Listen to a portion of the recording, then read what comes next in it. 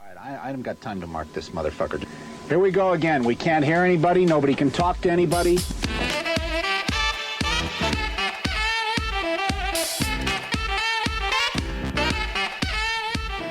You guessed it, Pressure Points with your two favorite hosts. I'm D, and this is AJ and the Cardigan Boys. We're coming at you with Season 7, Episode 23, Pyotr's Tu-2. AJ's going to be talking about his favorite Red Rocket and Cold War. So strap in and find us on Instagram and Patreon at pointsopressure.com. Let's get to it, bitch. We're back. Well, turn the fucking thing off, you dumbass. Love the delivery. Love the energy. We're back. Drinking matcha out of an Excalibur cup. See, We're fucking back. I already need to pee, so I didn't bring a drink down. Yeah, but you also have like No, I'm doing better. The size of a fucking I'm doing better, actually. Bird. Something about this medication, I can hold it now. Well, It's yeah, not 'cause penis your medication. Fucking body needs all the water it can fucking get right that now. too. Yeah, so we're back. Had a couple weeks off. I was going somewhere with this, but I totally just lost my train of thought. But how was your break? It was really good. Yeah. It was really nice, yeah. It was very nice. Yeah, some good downtime. Played Elden Ring. Yeah, I played a fucking bunch of Elden Ring. Got into finding out how to get games for the good old price of $3.99. Hell yeah. From a Bay of Pirates. Yeah, no, I just know a guy. Yeah. Me. Yeah. Oh, it's me. I just know a guy. So yeah, I've got that. I have Cyberpunk 2077 lined up. So yeah, I'm excited. I want to see if I can play the VR mod of it. Oh yeah. Yeah, because I think that would be cool. That'd be cool. As shit. I'd get dizzy. I think it would melt my computer though. Oh, 100%. So we'll Worth see. it. We shall see. But yeah, finished a book that I've been reading for like over a year, and then immediately started another one by the same author. So yeah, it's been good. Nice. Yeah, I've been reading, watching. I'm catching up on all the movies I should have watched in high school, and catching up on movies that I've just been missing since going to school. I'm currently also doing a complete rewatch of My Name Is Earl. Such a weird thing, but dumpiest show. No, I love that show. I mean, I watched the hell out of it. Yeah, when I was no, like it's great. 12. It aged surprisingly well, considering the time period. And that it was on NBC. Yeah, there are a couple jokes that, all right, Didn't really translate well. did not translate well, but there's just the whole concept, and it's nice. It's nice. It's a safe show. You know, I'm not gonna be like, everybody's being murdered, and then Have you seen his brother as of late? No. Like the big guy. Yeah, Randy. Yeah, Randy. Yeah. Super ripped.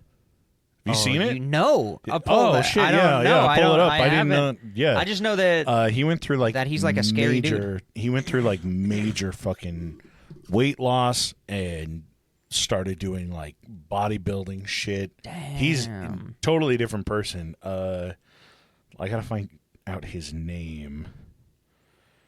Yeah, and he's a good actor. Like not from that show, but Ethan the other Suplee. stuff. That's what it is. The other stuff that he's done. But no, it's good. It's been chill. You're not ready for this, dude. I'm not. Not at all. Let's see. Oh, fuck off. Give me that. 100% same guy. Yeah, he's fucking like completely jacked, totally. It doesn't even look like the same dude. Like you can see it in his face, but only in like his eyes. Because he's aged and, like, nose. too, Yeah. and his tattoos. Yeah. I recognize the tattoo. Fucking wild, huh? Damn. That's gonna be me. That hopefully less skin folds. That So my name is Earl. Every time like someone goes wakey wakey, I just think of Hands Off Snakey. Hands Off Snakey. Yeah, that's so funny. Wakey wakey, Hands Off Snakey. Yeah.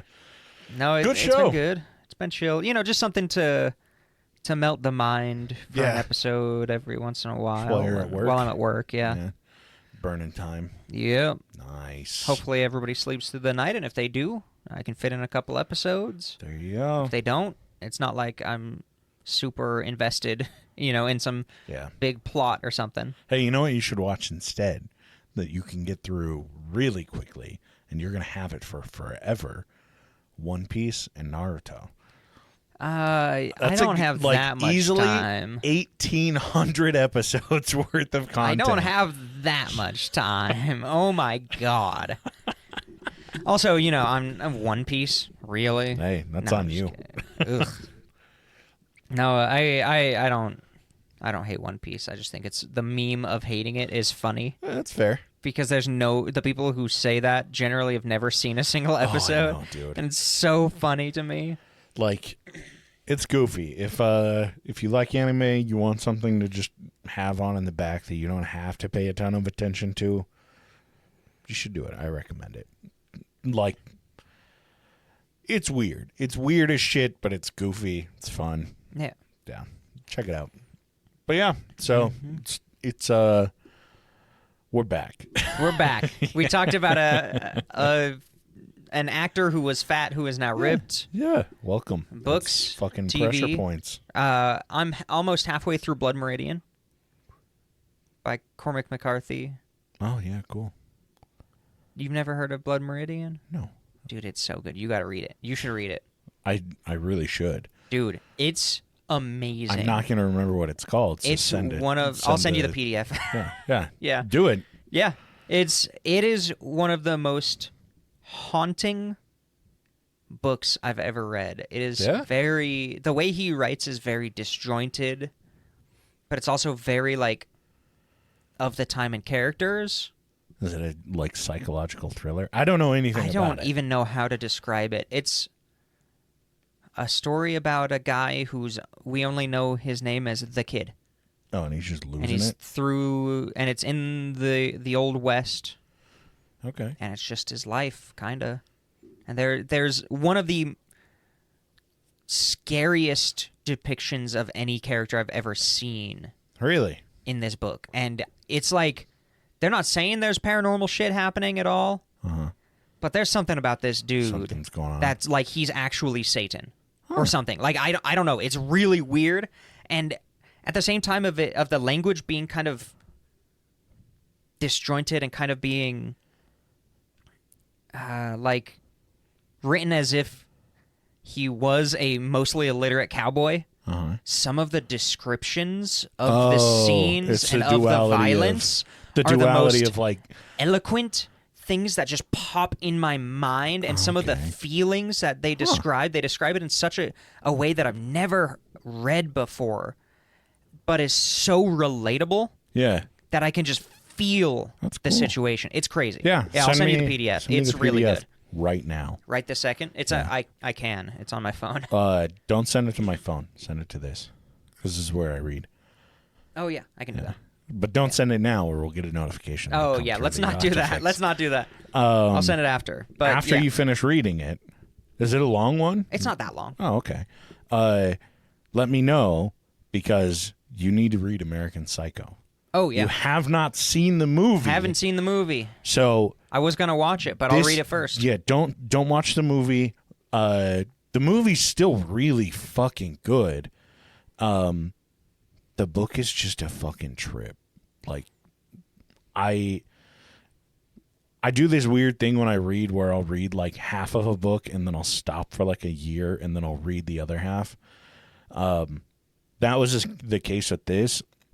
And I think that, like, for me at least, when I take those like breaks, it helps me kind of just like hit like a reset button.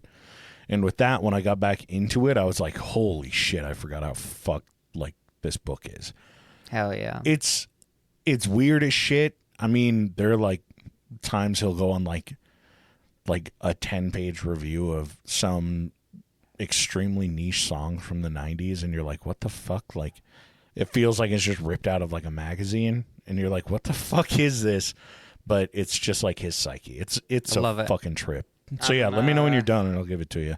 Oh no, I'm down. Oh, I have the physical copy here. I'll download it. Okay. I like reading on my phone at work. Oh, Is it from 1991? Don't like reading on screens. Yeah. Like, Okay. I'll do it if I have to, but I so much prefer like book in I mean, hand. I don't prefer know why. book in hand, but at work it's better. Yeah, if that's it's fair. Yeah. You just easier. have fucking American Psycho. in where I work. Yeah, that would be great. Yeah. No, Yeah. all right, we're back. Good stuff. Check out Instagram.com/points of pressure. Okay. Find us on Patreon as well if you want an ad-free version of the show. Oh yeah, I have to do that now. Got you. So All right. what do you have this week? So we've got part of this is a Patreon submission. Oh, okay. Also, I'm willing to say a friend submission. Viewer suggestion. A viewer suggestion, a friend suggestion. Oh, wow. And I don't part of it is I don't recall suggesting this to you. my one friend. No, so part of this was that story that they sent in, but then I was like, there's more to this. And this may become a recurring theme that I do. Because right now I'm very Cold War pilled. Oh, thank God. Even in the time off during our break, I was reading about the Cold War. Right now, as in 2 weeks, it's not going to be the case. So enjoy this one. Yeah, enjoy it while it while lasts.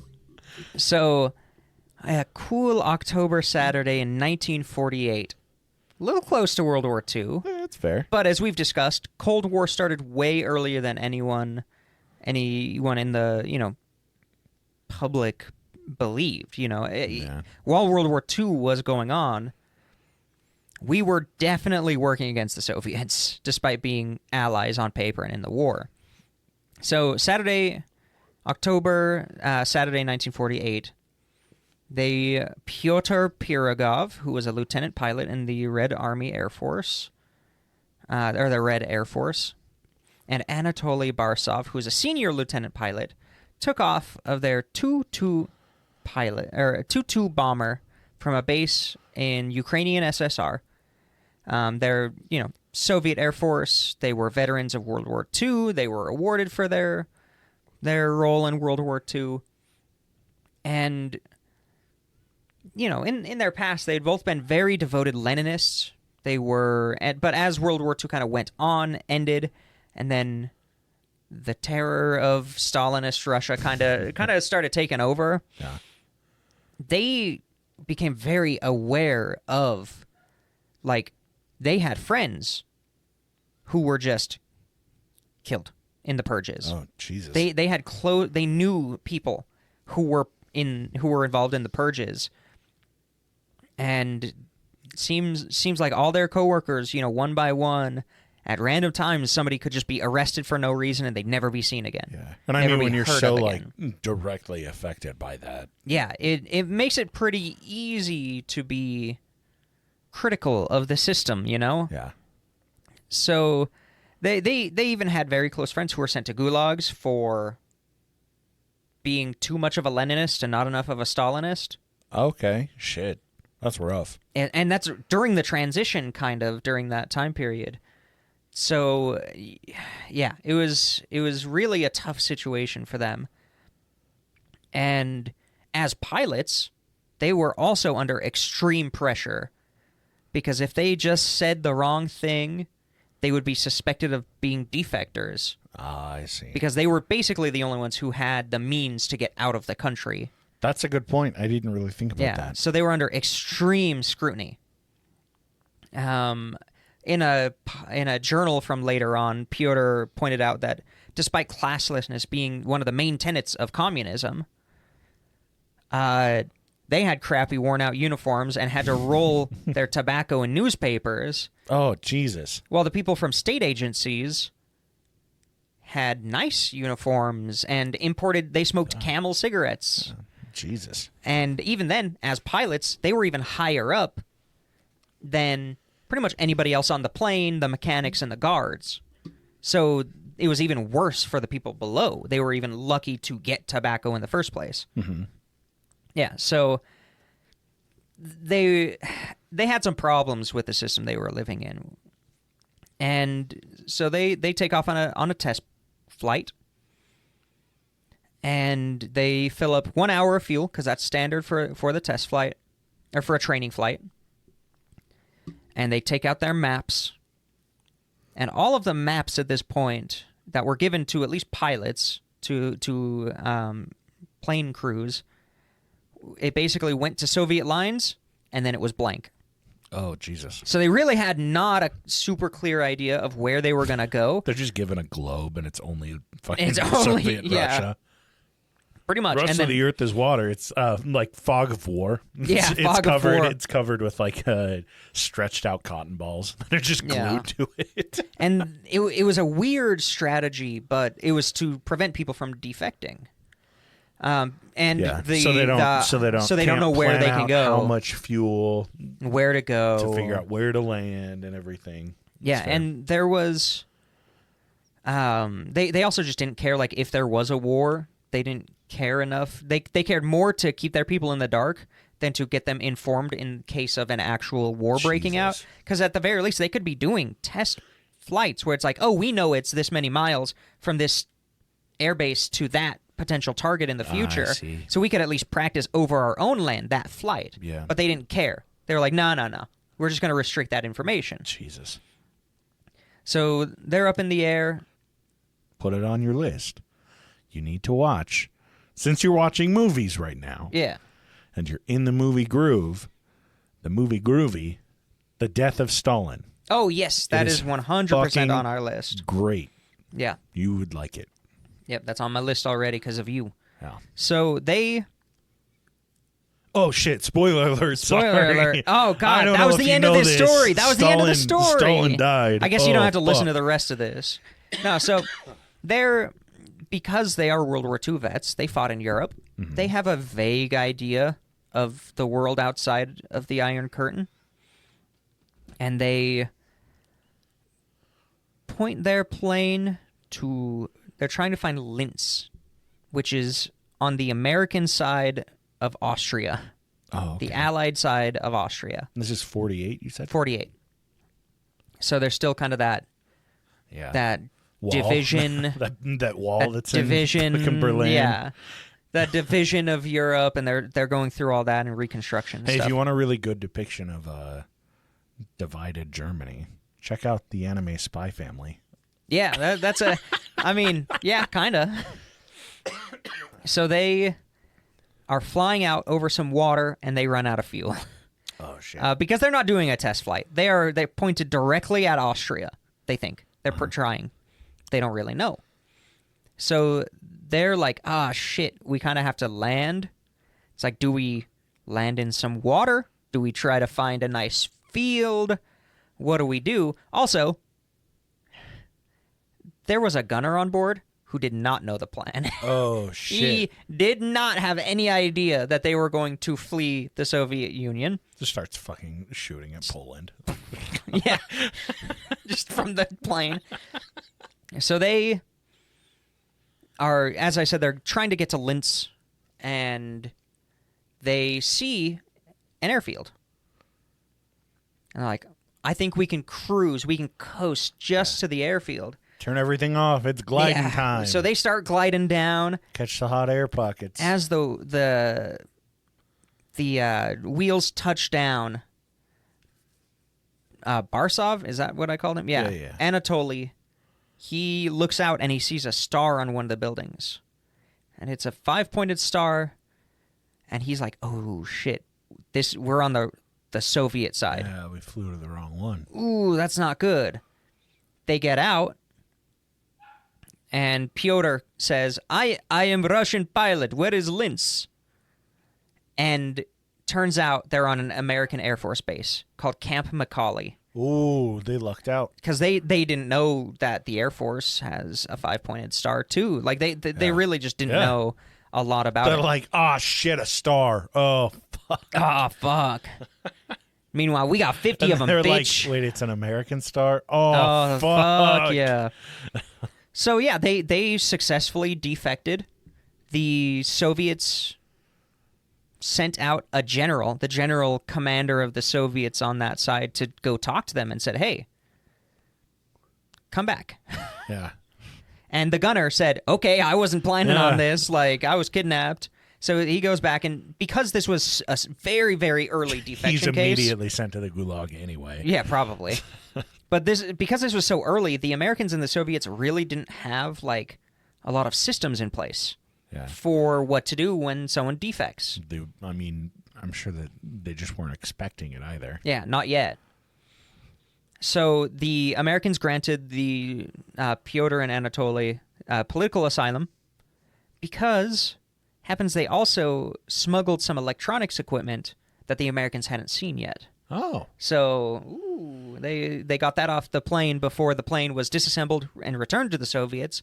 And I'm pretty sure the OSS took a good look at that plane as it was being disassembled on their airfield. So Absolutely. So they were able to get some good intel. And at that point, the Soviets were like, we can't have defectors anymore.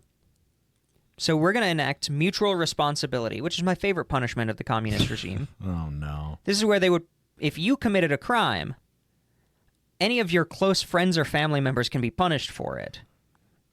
So 100% that gunner got fucked. That gunner got fucked for sure, because That like, you gunner could have was stopped like, them. I'll be loyal. And they're like, oh, hey, we're actually going to put a new thing in place. And he's like, wait, no, I came back.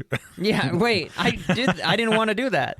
So locking him up. He's like, no, I came back. I need help. Yeah. And so luckily, Jesus. Pyotr had broken up with his girlfriend months before.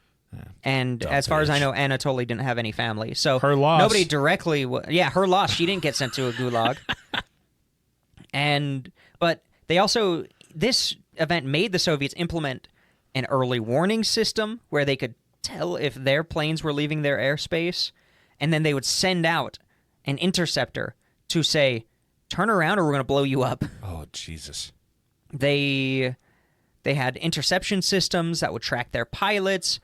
Any pilot who was close or within range of the border was very closely monitored. In fact, if they had basically anything on their record that could be seen as divisive or anything, they just would never be near the border. They would never even have the opportunity. Jesus. And it was really difficult to defect. Like, there is a list on Wikipedia of defectors during the Cold War by country, which is an amazing list. And I'm going to do some of their stories because some of them are wacky. But there aren't that many. But how many tried and were just blown out of the sky and never made it out? And it was just fully covered up. Yeah. So they were very serious about defectors. Within 4 months, they were they were in the U.S., Pyotr and Anatoly. They went on a press circuit. This is also probably the first defection case of the Cold War that actually got like mainstream reporting. Yeah. It was talked about for almost a year. Oh, in I'm sure the U.S. radio. fucking ran with it. Oh, yeah. Because this is, the beginning, and yes, this is the beginning of the Red Wave. Yeah, this is very early. So they were interviewed in Life magazine. They were on radio shows and newspapers. This is how bad Soviet Russia, this is how bad communism can be. Yeah, it really was a huge, huge early piece of propaganda. And it's also just the first look kind of into the Soviet Union that Americans really got, like Americans at home got. Because all they knew at home was, they're our allies. Yeah. Good Day America was like foaming at the fucking mouth when they heard. They're like, get them on our show. Get them on. No, so it turns out there's a propaganda Russian language American made radio program that was pretty much all through the Cold War. So American radio program, but it was in Russian. Mm-hmm. And they would beam it into the Soviet Union. Oh, that makes sense. So that people could listen to it secretly. Yeah. And it turns out Pyotr and Anatoly listened to this program. It's called Voice of America. They listened to it while they were kind of amping up to and preparing to defect. listen to episodes during dinner. It was their little it's podcast nice. for the day. Yeah, on the way to work, you just turn it on in the plane. Yeah, the gunner is in an area that was like he's right next to the engines. He can't hear it anyway. So they actually were featured on Voice of America, and they were able to go on and say, "Hey, we were there. We escaped. We listened to this program. We escaped, and it's so much better here in America." Yeah. And as I said, the Americans were really not prepared for defectors yet. Like, they really didn't have a plan in place for it. So after 6 months, their temp visas expired. Oh, God.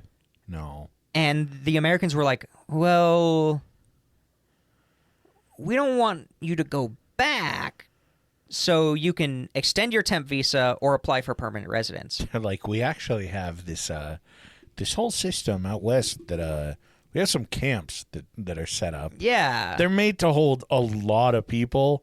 But yeah, if you guys want to stay there for the time being.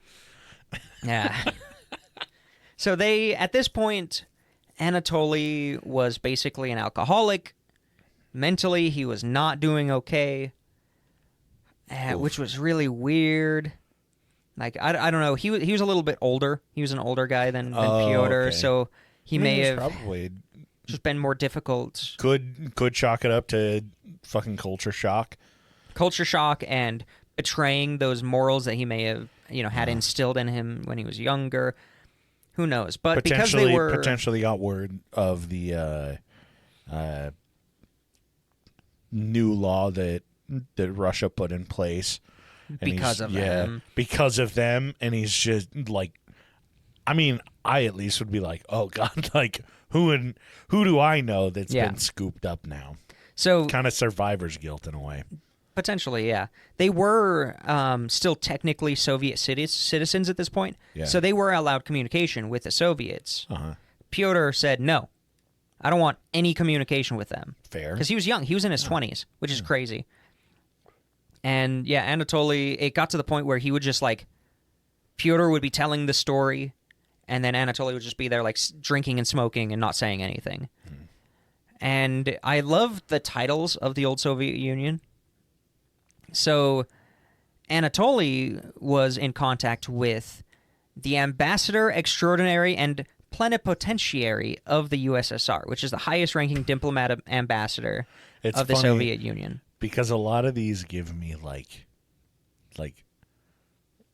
2010s like tech industry title vibes. Yeah.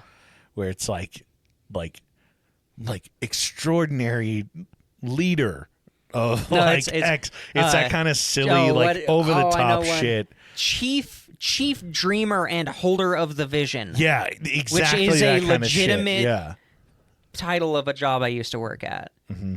Yeah, that's what I mean. Bullshit. Is it's that idea that it's like, ooh, if we make it like just over the top and make it sound so special, then people will want it. Yeah. But I always get the exact same vibe from those two time periods. 100%. So this diplomat is like, hey, Anatoly, if you come back to the Soviet Union with Pyotr, you get full amnesty. And what was his title one more time? The ambassador extraordinary and plenipotentiary of the USSR. Hey, I mean, it's a job in high demand right now. Yeah, there's only one of them. Yeah. There's only one of them.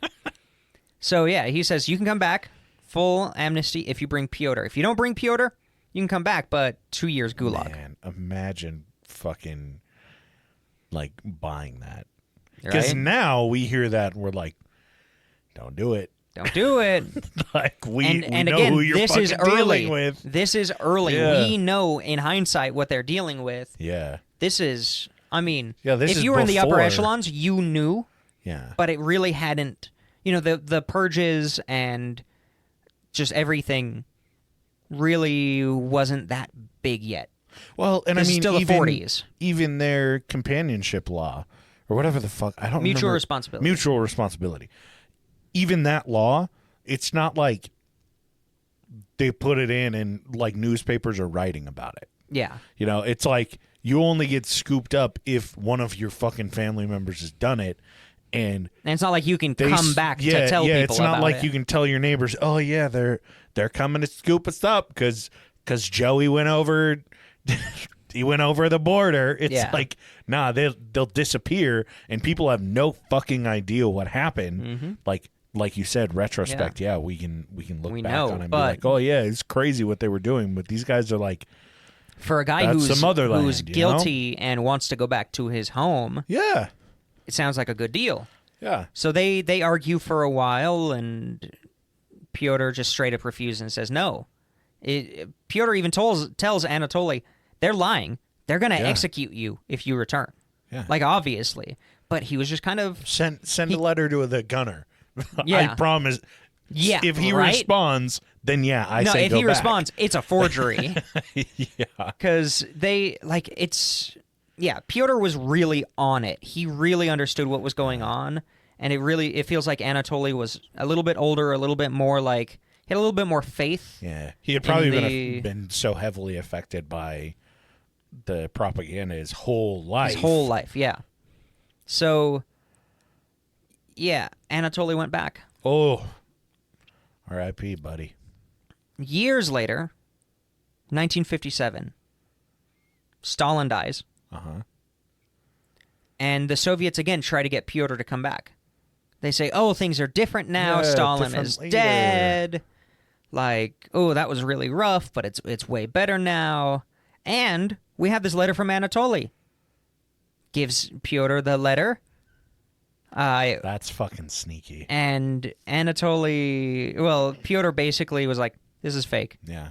And this is how I know. And he told them right to their face that Anatoly was basically illiterate and this has no grammatical errors. And he always signed his letters with his older name, which was Barzov with a Z. Oh, instead of with an S, which is what he was officially called. That's smart. And he was like, he's dead, isn't he? So it turns out that ambassador tried to pull that move with a ton of defectors, expats, people, just Soviets who just didn't want to come back. They got kicked out of the U.S. and barred. They got exiled and barred from going to the U.S. because he would give everybody a letter. Yeah. And they were all fake. Yeah, what a piece of shit. Oh, yeah, and Anatoly had been tried in absentia, turns out. Oh, okay. Within a month of them defecting. Holy shit. And sentenced to death. God damn. When he was gone. So the second he showed up, he was very likely just scooped up, tortured, killed. Yeah. What did you tell him? What did you give to him? Yeah. And dead. Yeah. Hang him upside down and bleed him out slow kind of shit. Yep. Classic KGB shit, you know? Yeah.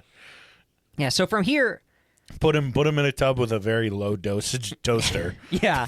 Very low dose.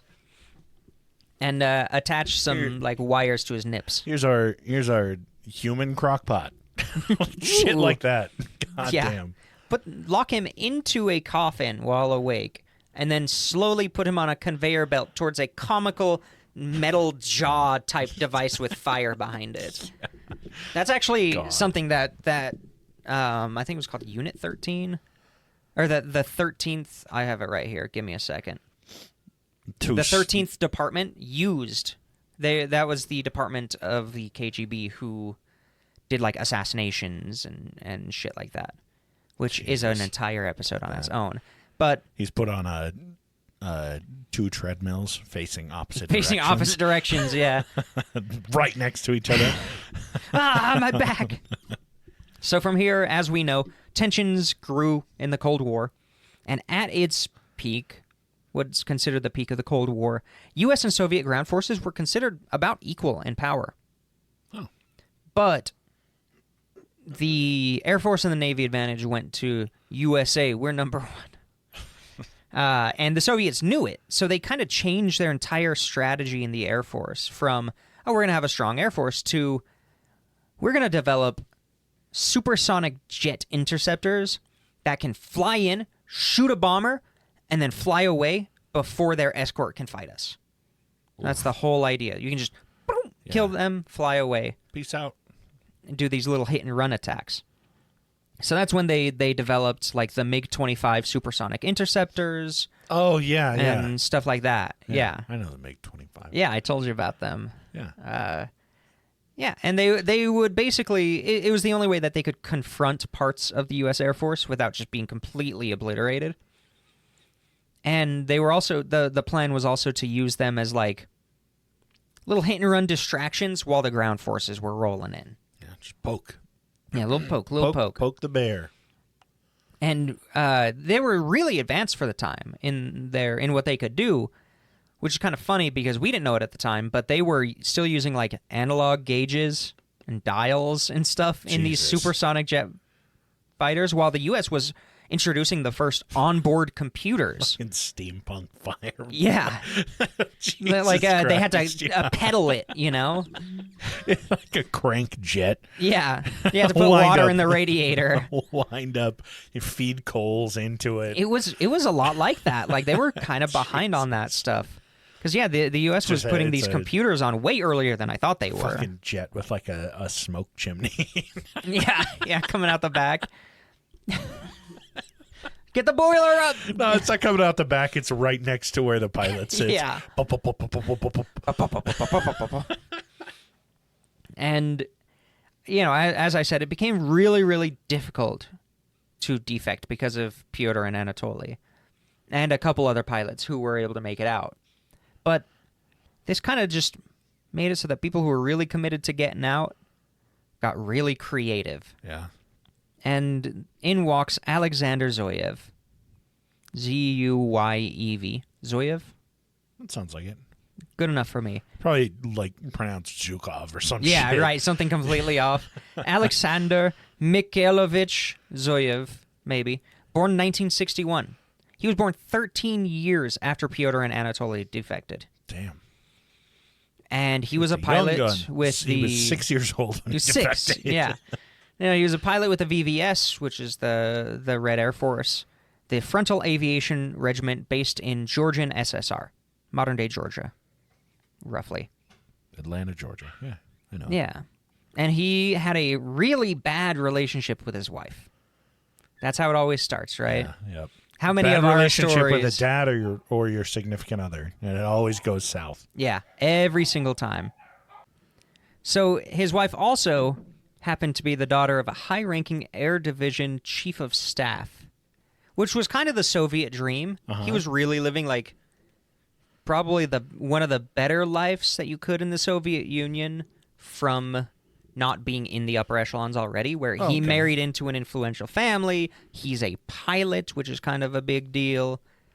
But their relationship was strained. And he was also just rejected from test pilot school. Okay. Which sucks for him, where, you know, if he was in test pilot school, he would be able to fly more experimental aircraft, and it's more of research-focused rather than combat, stuff like that. So he also started to doubt the social system that he was born into, despite all of his you know, the positives that he did get out of it. Also, being a MiG-29 pilot himself was a big deal. If you were flying those, you were like, oh, you're so cool. You're flying like the best that the Soviets have developed and stuff like that. There's a lot of propaganda around those planes. But at this point, though, because of his kind of life, he had some good connections. And he heard a lot from a lot of people. Like, there was a lot of talk. Whispers and murmurs and information. Under the table post-it notes. Pretty much. Under the table handies. Yeah. So he actually learned that prominent families in the area where Chernobyl was were told to evacuate within 48 hours of the disaster, where literally everyone else wasn't told for at least 2 weeks. Ooh. He wasn't very happy about that. I'm sure. He also learned that there was a group of protesters in Georgia who were protesting the Soviet rule, and they were massacred. They were just completely, like, killed in the street. And he was like, you know what? That's kind of not okay. Yeah, it's fucked up. Kind of against that. What one might considered wrong. Maybe. And then there were some rumors going through the Air Force that if there were large enough protests, that they would actually call the Air Force pilots to fly their jets to strafe them, to put down the protests from the planes. God. And he said, I'm not going to do that. Like, Jesus. and there's no way he would know that that's his mission. Yeah. They're just told, go here, do this. Yeah. So at this point, he's like low flying, and he's like, "Wait, are those protests? What are those pickets? What the fuck? why am I flying through a town?" Yeah, this is odd. So yeah, Is that my next door neighbor, Rich? What the Rich, fuck? what are you doing here? Richard, get the fuck out of here! Run! So yeah, he decided he had to do something and that he was going to defect. So he baked a cake. Okay. He baked a strawberry cake, and he went to work on the military base and said, "Me and my wife are having a son." He baked a cake and slipped a key up his ass so that Yeah. everyone would be focused on the cake. When he, squatted the key. No, he actually filled the cake with sleeping pills. Oh, fuck. And he was like, "All right." Baked a regular cake and then kept a Ziploc bag of sleeping pills Up his ass. Yeah. He's like, "Here, take this. It's for indigestion." My bitch wife sucks at baking cakes, so you're going to need this Tums. Don't chew it, though. Just like the dumbest roundabout way of drugging them. In fact, he put so many sleeping pills in this cake that anybody who had a single slice had to be in a hospital after this event. Oh, God. He almost killed fucking him. comatose. Yeah. So, yeah, he gave all but 4 people in the base a slice of cake. Yo, I will say, though, that sounds like the nicest sleep they probably ever got. Oh, my God. You get a big slice of cake, and then you go to sleep for 16 hours and wake up in a hospital? Yeah. 16 hours. It's No, that's amazing. about half what they fucking Yeah, slept. probably, actually. So, yeah, all but 4 people. They're like, damn, if I could have another slice of that. If I could just have one more. 2 people, I think they were 2 guards who were expected to go out, and if they didn't, it would be a problem. There was a commander who was plotting a plane flight plan for that night. Like, he was on his way out. And there was someone else who had to be at another base.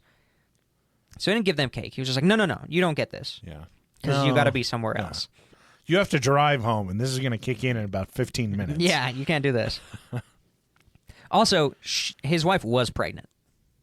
And he knew it. So that's kind of funny. Also, he already had a kid with her. So he's defecting and not bringing his pregnant wife and daughter. They're not making it. So yeah, everyone passed out. They'll hard. be in the child ward in the gulag. Yeah. The infant and the child ward. They're related to a high-ranking chief of staff, so they probably won't be punished at all. Oh, okay.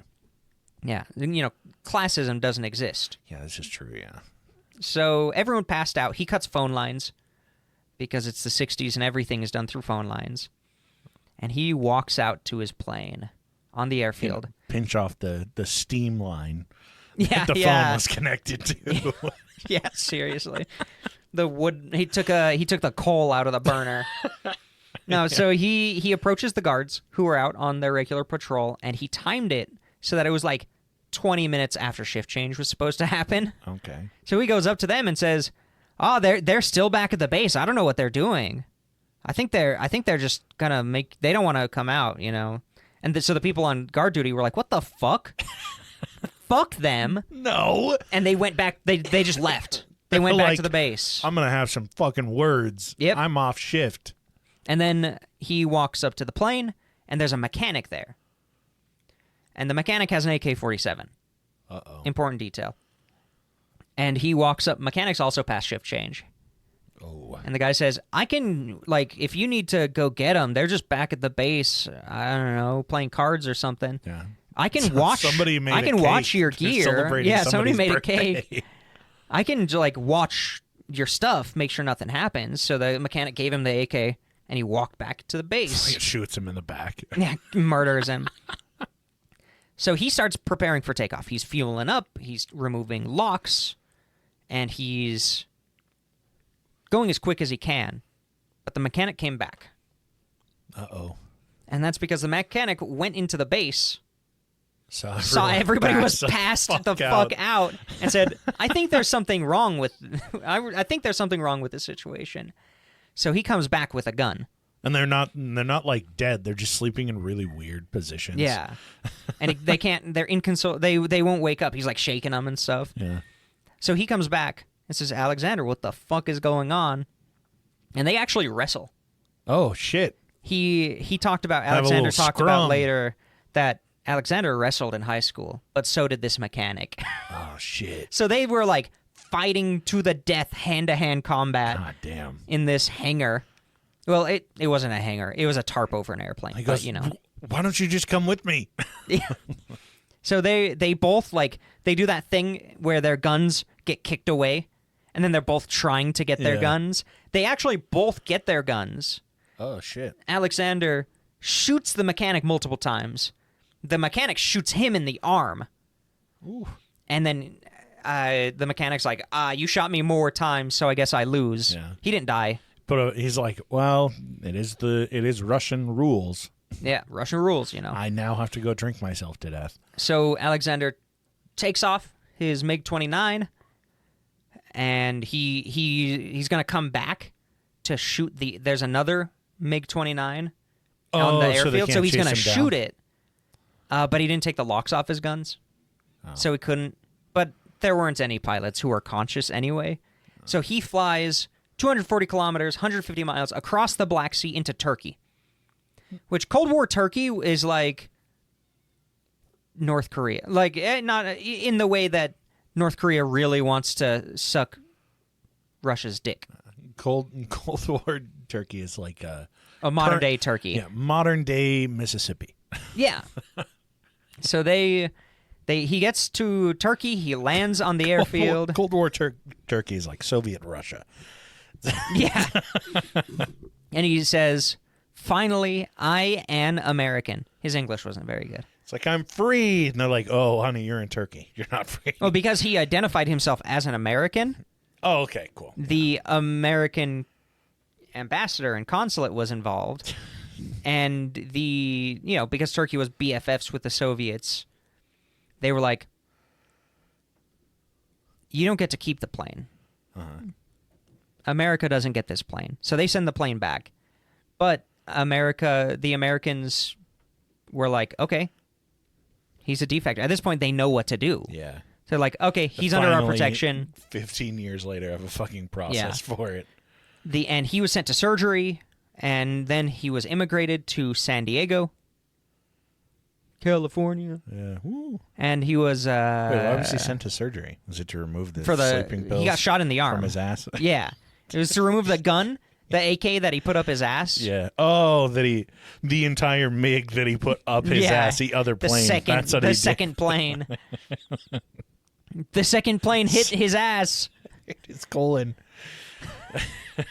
So he was debriefed, and he knew exactly what to do. He immediately started a consulting firm for the CIA and the Pentagon because he was a Soviet pilot. Yeah. He was great. He wrote a book about his escape, made a ton of money. Oh, God, I'm sure. And then, have you heard of Flight 007? The James Bond? The James Bond book? No, yeah. No, it was a Korean Airlines flight that was shot down by the Soviets. Okay. I think it was... I don't remember when that was, actually. It was before this. It was before 1961, I think. So he revealed to the Americans that... Well, first off, the Soviets shot this civilian plane down. And then they said, no, we didn't. Then they went to the ocean where it happened and put boats out there to scatter the remnants of the plane to cover it up. Yeah. But they got caught. So it turns out he was able to reveal that the Soviet radar systems in the area where that flight was had actually been destroyed by weather because it was pretty close up to the Arctic. Oh, okay. So the radar systems were destroyed, but the people working in the area didn't tell Moscow they were destroyed. Oh, Jesus. Because if you tell Moscow that something bad happened, it was your fault. Jesus. That's why crop yields were always inflated. Then, so because of that, they couldn't identify the plane, and they just said, well, it might be an enemy. So they just shot it down. All just to cover up their lie, rather than saying, hey, an airplane went through, but we couldn't identify it because our radar systems were destroyed, even though we told you that they were fixed and fine. Yeah, but that would make them look weak, so. Yeah, exactly. Make them look silly. So they just killed like 260-something civilians, Christ. including a congressman. Oh, fuck. Yeah. And then he did consulting for a while. Follow the Soviet Union happens. He's living on that book money. Still consulting for the most part. I'm sure. He was actually involved in Operation Desert Storm to identify like MiG-29 and radars, and because a lot of that war still had the old Soviet equipment in it. Mm-hmm. So he was a specialist. He knew exactly what it all was. Jeez. Years after. He also this is not something to laugh about. He was flying one of the 9/11 planes. He died in 2001 in a plane crash. I was just making a joke. It wasn't 9/11. Oh, okay. I was like, oh, fuck. But he did die in 2001. I think it was a month before. So it was a bad year to fly. Bad year to fly. We'll just say that. Yeah, he and the pilot who was the co-pilot who was in the plane both died. They were on a private flight. They crashed into the side of a building. Yeah, they crashed into the Pentagon. Well, you see, their passengers actually overpowered them and made them crash in a field in Pennsylvania somewhere. I was just about to say they were the ones that crashed in Pennsylvania. The one that, like, no one gives a fuck about. Yeah, the one no one ever talks about, despite the fact that the passengers actually did shit. Like, that's such a huge deal. That's such a better one to remember. Because of Jesus. the story that you could get out of that. But yeah, so he did die in 2001 in a plane crash. Jesus. So yeah, welcome back. Welcome back to currently Cold War pilled AJ. Shit. Well, it was a good story. It wasn't quite the happy ending we were hoping for. Almost. So close. Yeah, if you hear dogs earlier in this recording, we were not killing them. Yeah, we were only harming them. Yeah. Well, yeah, we're fucking back. We'll be doing weekly episodes until the start of December, so get used to it. Download them all. Go back. Yeah, and like we said earlier, if you want an ad-free version of the episodes, all of our episodes, I think you said it goes to the backlog as well. We have the backlog on there, right? I have no idea. Okay. Well, regardless, if you would like an ad-free version of the show, check out our Patreon, patreon.com/points-o-pressure. If you would like an exclusive episode every single month that comes out on the first day of the following month. Hey, not this month. Last month. Yeah, true. We got it on the last day. Overachievers here. Even in the off months that we aren't recording, we still do the exclusives. So, check us out on Patreon. Bunch of Sloppy Seconds episodes on there. AJ also has his series called Voices. So, check it out. You got those names? Maybe. Soon. I thought I did. The computer restarted when we were gone. Perks of not using it for like a month. All right. So we've got the board who have made it painfully clear that they will kill my wife if I defect. Yeah. Too soon? True. Too soon? No. Minnie D, Thomas, and Toddle Waddle, thank you guys so much. And of course we've got Abby, AJ's Third Nut, Nordic Thunder, Weston, Dark Runner, D's Nuts, G-Dog, Grover, Hayden, Laura, and Lindo. Thank you all so much for being here and, showing us support, letting us keep doing the show. Yeah, we appreciate you guys. We wouldn't have the equipment that we have without you. We truly, truly appreciate you. And as evidenced by this episode, if you ever have any recommendations for like an episode. You're like, hey, this pertains to an episode you did previously. Here's a fucking wild article. Send it to us. We really appreciate it when you guys reach out with anything that you would like to hear us talk about. And if you would ever... God damn, I just saw the fucking the search we had for the exclusive. Yeah. Sorry, I got distracted by There were a bunch of all the boys. gay There were a marriage bunch stuff of on the boys screen. kissing on my Yeah, computer. Sorry, woo, I'm woozy. I can't. All the blood's not rushing to my head. Yeah, it's rushing to the wrong head. So if you guys ever have any recommendations for movies, especially for AJ because he's watching them right now, books, TV shows, dirty magazines, clean magazines, really anything. If you guys just need somebody to talk to, then by all means reach out to us on Instagram at pointsopressure. Feel free to email us at ppdnaj@gmail.com, just the letters, or find us on our website, pointsopressure.com. We'll catch you next Monday.